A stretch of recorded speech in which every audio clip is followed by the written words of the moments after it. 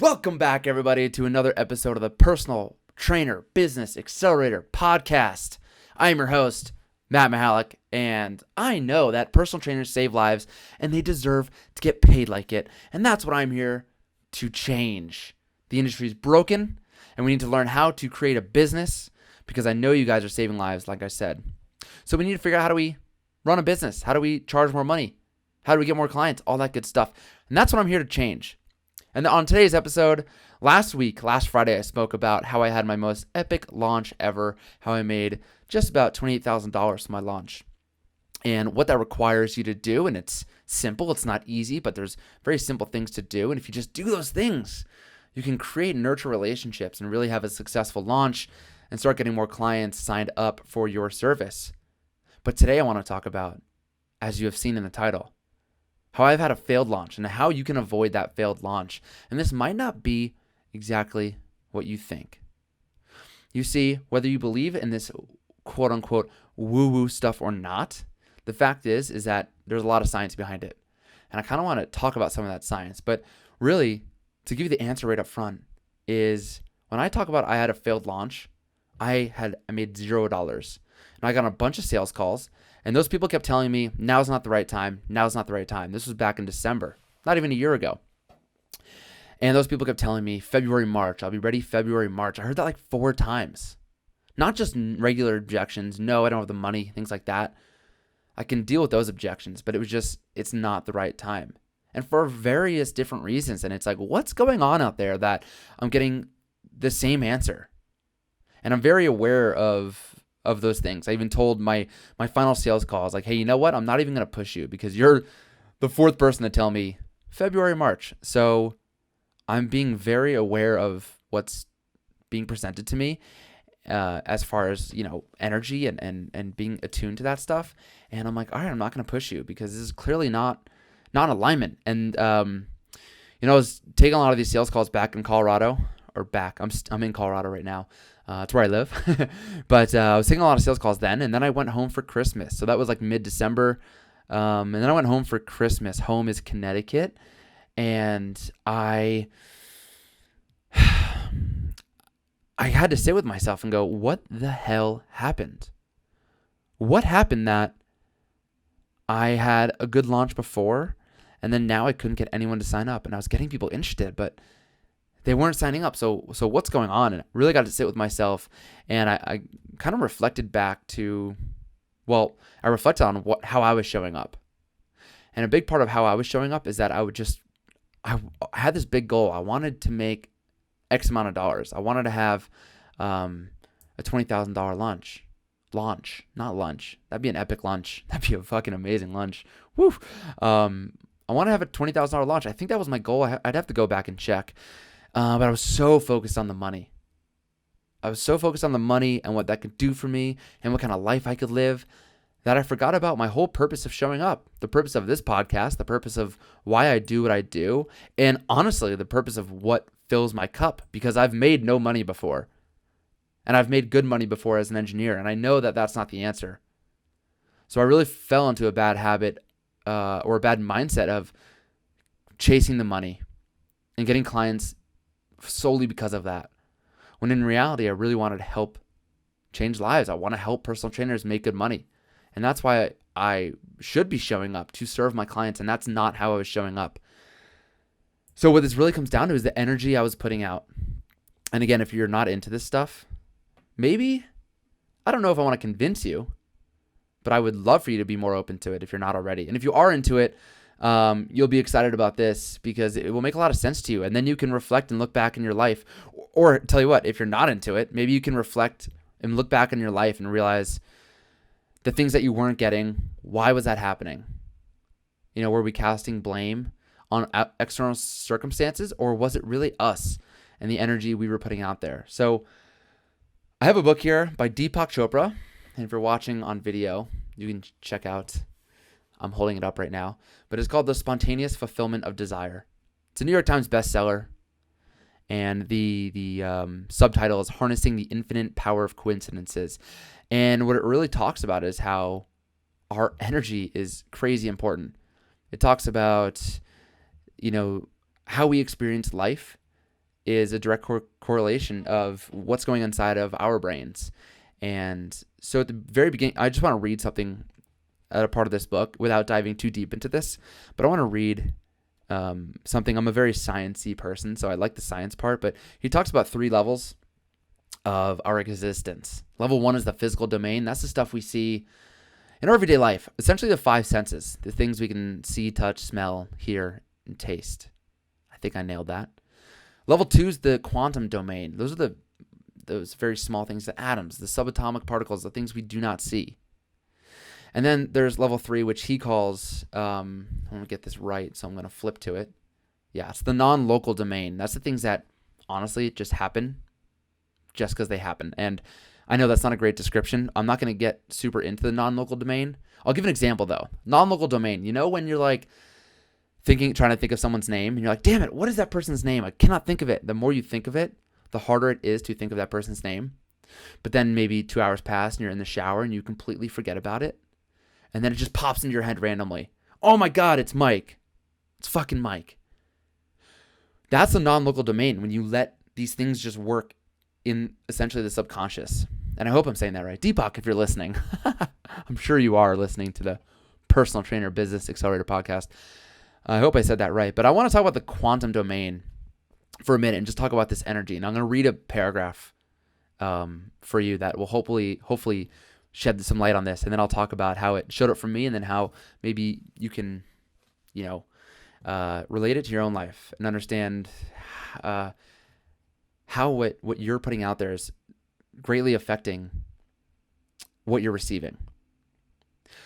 So on page 37, if you decide to buy this book, it really changed my life. I freaking love it. But he says, one of the first lessons taught in school is that every solid object is made up of molecules, and molecules are made up of even smaller units called atoms. We come to understand that this seemingly solid chair we are sitting on is made up of atoms so small that they cannot be seen without the aid of a powerful microscope. Later in the lesson, we learn that tiny atoms are made up of subatomic particles which have no solidity at all. They are quite literally packets of wave and information and energy. This means that at the second level of existence, the chair you are sitting on is nothing but energy and information. So it's a crazy, wild theory. He even says it right after. This concept can be difficult to grasp. But essentially everything on Earth is packets of energy, waves and packets of energy. This table in front of me, it's solid to us because that's how we can experience it with that level 1, with that physical domain, with our 5 senses. But at the subatomic particle level, this is all just energy. Waves of energy and packets of information. Those subatomic particles, those atoms, are shoved together, and this is how we perceive this table as hard. We perceive water as liquid, air as a gas. We can't put our hands into it, right? When you put your hand into water, it's just displacing water. You're not putting your hand into the water. Just like I can't put my hand to this table. However, because it's made up of energy, that when I do touch this table, some of my energy goes in the table and some of the energy of the table comes into me. And you can imagine when you hug someone you love and you feel that love, you can fucking feel it.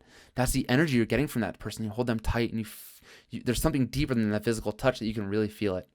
And it's the same reason why the expression exists. Wow, the tension in this room is so thick I could cut it with a knife. There's a reason that expression exists, because it's true. When you walk into a room and people have been fighting, and you walk in and you're like, whoa, I can feel it. That is the energy. And he goes into talking about this, how our the pulse of our heart creates the energy, and some of you may we have an aura around us and things like that. That's kind of what he's talking about. And going back to how I had my failed launches, because the energy that I was putting out on my calls, on the sales calls, the energy I was putting out with my content when I was showing up on my story was not in alignment with what is best for the universe. And this is maybe a different topic, but when you are in alignment with what is best for you and what is best for the universe, then you get what you want. But what was not best for the universe, what was not best for me, is going after money, trying to get clients because I wanted to make more money. No. What I realized when I got home in Connecticut and reflected and meditated is that, holy shit, I've not been in alignment with my true values. I already knew when I was making, back in the day, when I was making $20,000 a year as being a personal trainer, that wasn't, the money wasn't making me happy. I was doing what I loved. That was making me happy. So I already knew it wasn't money.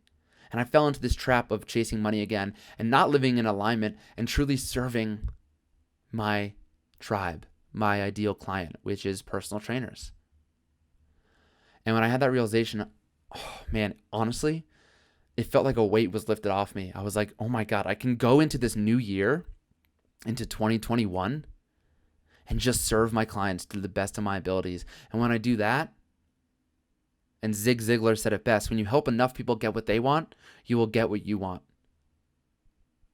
And it was such a beautiful moment. And having this realization that, so when you think about it for yourself, we can blame other things and other circumstances and COVID and, oh, it's the new year. I guess people are going on vacations and they don't want to spend money. And I can blame Christmas and the holidays and all that stuff. But really I can look internally and understand, what was I doing? How was I showing up? And ultimately, in this world, you're going to get two results. You're either going to get what you wanted or you're going to get the lesson you needed. Because the only reason you didn't get what you want is because you haven't learned the lesson that you needed to learn right now in that moment. You needed that lesson. If you just got what you wanted all the time, where's the growth? Where are we learning? If you just look at failures as failures and start blaming other things, and if you're too busy complaining, you're going to miss the lesson. And then you're doomed to repeat it. But if you can take a step back the way I did, because I am so fucking perfect. Obviously, I'm kidding. But if you're able to be more introspective and take a step back and look at, how was I showing up in this moment? What was I doing? It's not holidays. It's not all this other crap, which, yeah, maybe that's part of it. Maybe that's a good lesson to learn. Maybe I don't launch in December. But maybe it was really how I was showing up. And that's what really hit home to me. I was like, wow, this is 100% on me. The energy is off. And I knew it. And it wasn't just the business. It wasn't just because I was going after money, but I was feeling sluggish and I wasn't meeting friends and I wasn't meditating. I wasn't reading the books that uplift me. I wasn't doing all the things that fill my cup. And so it was just downward spiral essentially into this terrible failed launch. And also another beautiful moment is understanding that life won't give you that next level of success and the problems that come with it if you can't deal with the problems that you're currently facing at your current level. So I'll say that again. Life won't give you that next level of success and the problems that come with it if you can't deal with the problems you are currently facing at this level. And look what I said before, the two results, you get what you want or you get the lesson. I needed that lesson. Because if I didn't get that lesson, I would continue to chase the money. And that's not what would have been good for me. And maybe this failure would have happened at a later date. Who knows how the world works, how the universe works. But I know that there were problems that I needed to deal with, things that I needed to look at. If I really wanted to have that $20,000 launch, am I the type of person that could have even handled that? Or did I need to deal with some of this shit before then? Like I said, it wasn't just the chasing the money, but it was a lot of the other introspection that needed to happen in my personal life that I wasn't filling my own cup. So it gave me time to sit back and reflect rather than jumping.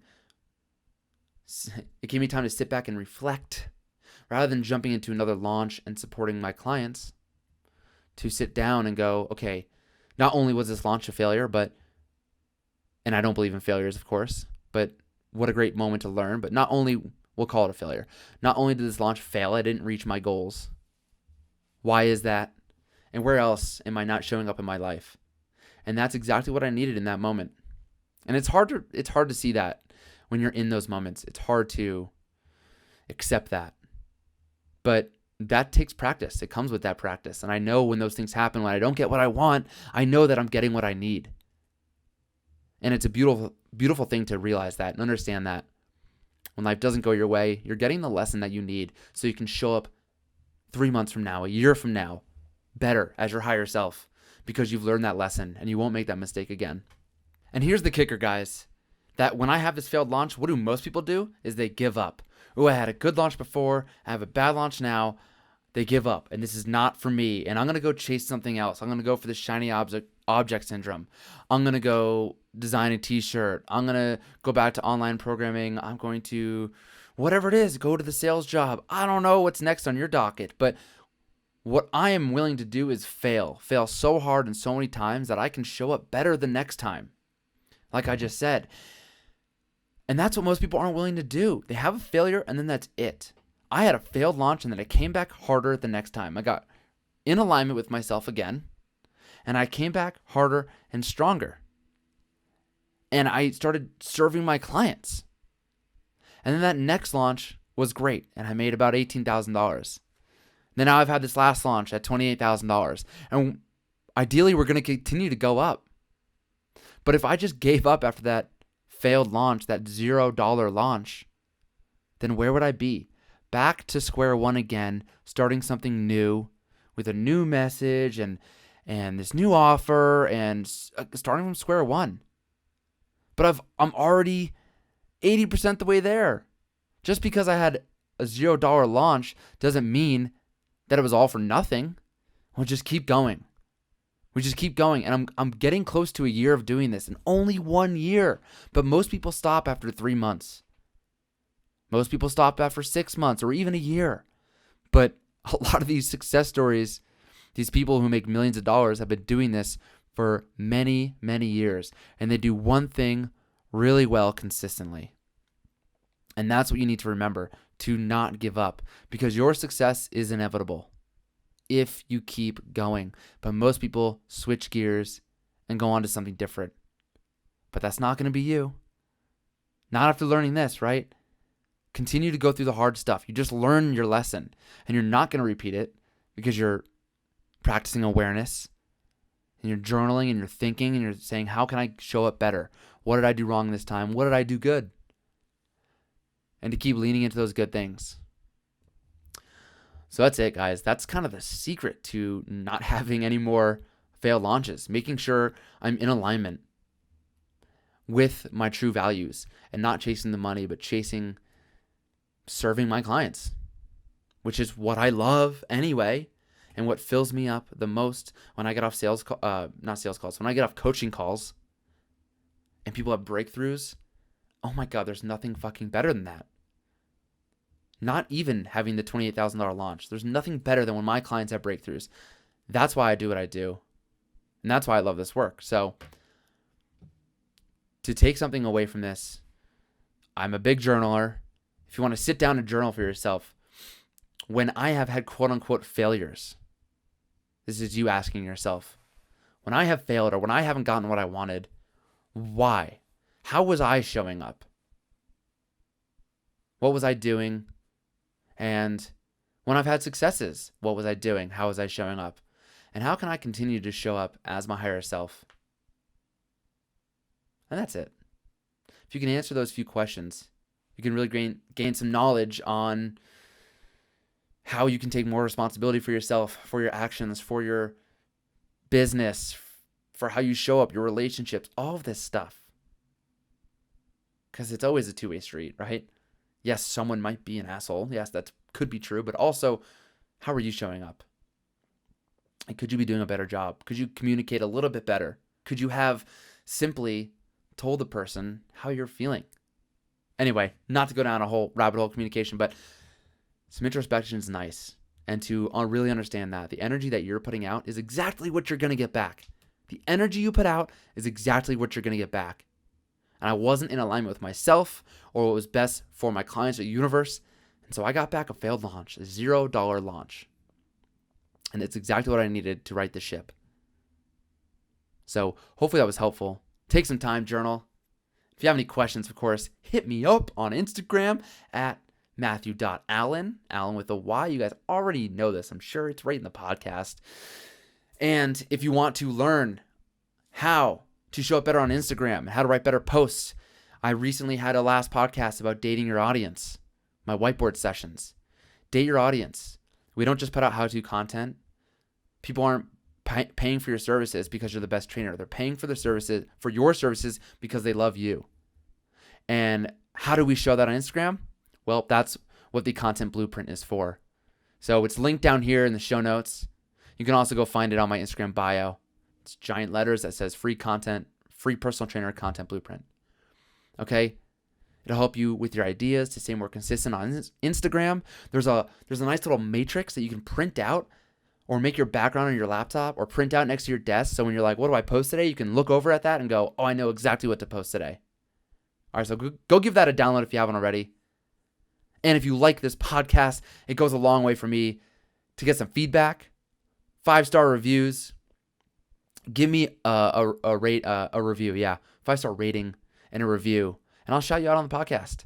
And I know last podcast I said I was going to do giveaways. I'm not going to do giveaways anymore because I want to provide something more value. So that's coming soon. Just stay tuned. But instead of just giving out $50, $100 gift card or whatever, I want to do something more beneficial to your business. So that's in the works. I'm going to put my resources to that instead. And that's all I got today, guys. Keep getting out there. Put yourself out there. Ask for a sale. People aren't going to ask you. Go ask for a sale. And let's start making more money. Raise your prices. Do something bold today. Let's fucking go. I'm out. Peace.